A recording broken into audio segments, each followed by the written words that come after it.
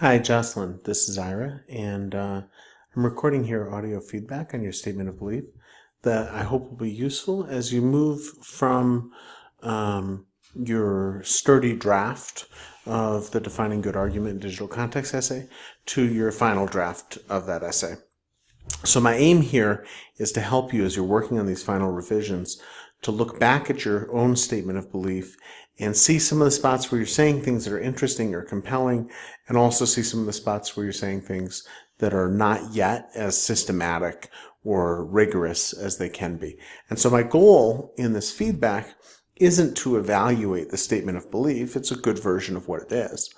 Instead, my goal is to help you as you're making your final revisions to the major essay, Defining Good Argument in Digital Contexts, to think about the ways in which defining good argument is a systematic activity. And so that what you're doing in theory building is linking together your own different assertions about what's good.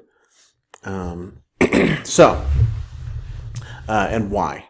So anyways, so what I'm going to do is I'm going to read back again through your essay, your statement of belief essay, and highlight some points and also offer a few questions or challenges, places where I want to push you to think more systematically in certain ways.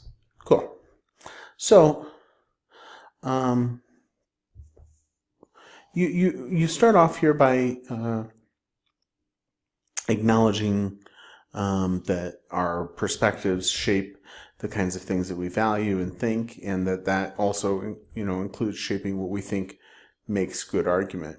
And then you talk about your belief that the main reason for argument is to get your point across or be heard. And that's something you come back to consistently in this statement of belief that's helpful, this notion that what argument is about getting a point across or being heard.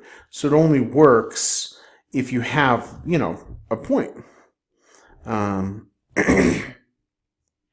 you kind of expand on that by talking about how one might try to persuade a person or a group of people to think the way that they do. So ultimately, this notion of good argument has to do, as you're laying it out here, with being an argument that gets a point across in such a way as potentially at least to persuade a person or group of people to think the way that you do. And you talk about how doing that requires paying attention to audience. And so this is where one of the things I want to kind of ask you about is like, okay, cool, I'm with you, totally with you, but why is that good? What's the value here as you see it? And I'm not really asking you to say why you think I think it's good. I mean, who cares what I think? I'm asking you to say, why do you value this? Why is this a thing, getting a point across in order to persuade others? Why does that matter to you? And how does your interest in effectivity or shaping an audience's perspective intersect with your sense of goodness along other axes? I'm going to say more about that in a minute. Okay, so you note that an important factor to argument is presentation, and often in rhetoric we call a lot of this stuff ethos, being confident and in a way that has a higher chance of changing your audience's way of thinking. And then you talk about, and I think this is really interesting, you talk about a kind of argument that you find really annoying or irritating. People who are persistent or just kind of keep making the same point over and over. And you note that in some occasions it has happened to me that in order for the person to stop talking or get their point across because they are very persistent, I agree.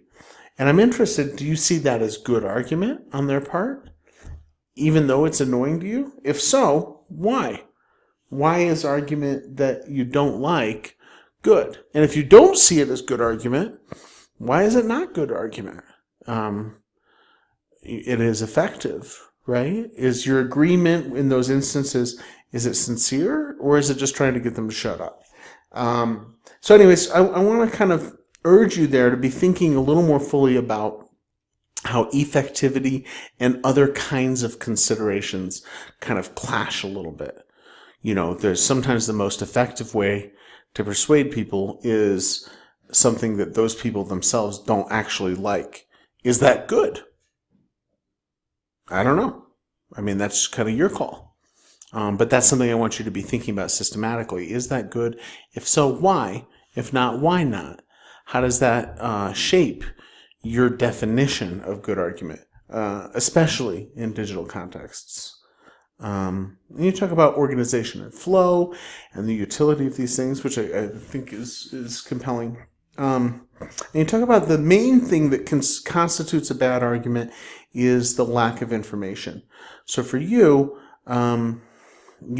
information, facts, empirical data, a kind of truth in what somebody's saying is the core, at least as I understand you here. And so one of the things I'm interested in is the question of what do you count as facts? How do you define facts? What do you think facts are exactly? And why does it matter? If somebody can persuade you with lies, they say it's facts. They say they're proving you wrong, and you're persuaded. But it was all they're not real. They're not actually facts. They're not true statements. Is that okay? Is it good if it's persuasive? And if it's not good because it's not factual, well, so what? Who cares? Why does that matter? Now, again, to be clear, I'm not saying I don't care about facts. I think it's probably fairly clear that I care about the things that I think are facts. But I want you here to be thinking about why are facts so important to your definition of good argument, and how do you define facts themselves? What kinds of things do you count as facts, and why? How about cases where it's murkier or muddier or harder to tell what's real? How do those play into this kind of thinking? And then you talk about topic, and one of the things I think you do a good job of here, and that's important, is you stay, in fact, on topic. You come back to this notion that anyone can exchange words and talk about something, but you have to ask yourself if you're really getting your point across. And so, like, part of bad argument, as you lay it out, is it's argument that doesn't have a point or that doesn't get a point across, and so that's a very effectivity driven definition. And again, I want to kind of note, so sometimes you can get your point across and you can persuade somebody, but you actually do it without information, which is something you said was bad. So there seems like there's something that you're valuing here that's over and above mere effectivity, which is fine, obviously. But the question is, what is it? And why do you value this other thing? And how does it kind of rest in tension with, or conflict even sometimes with, the most effective way to persuade somebody, the most effective way to get your point across? How are these things kind of at odds sometimes? And how can you shape your definition in a way that kind of lays down what you think is the best way to resolve that tension or conflict?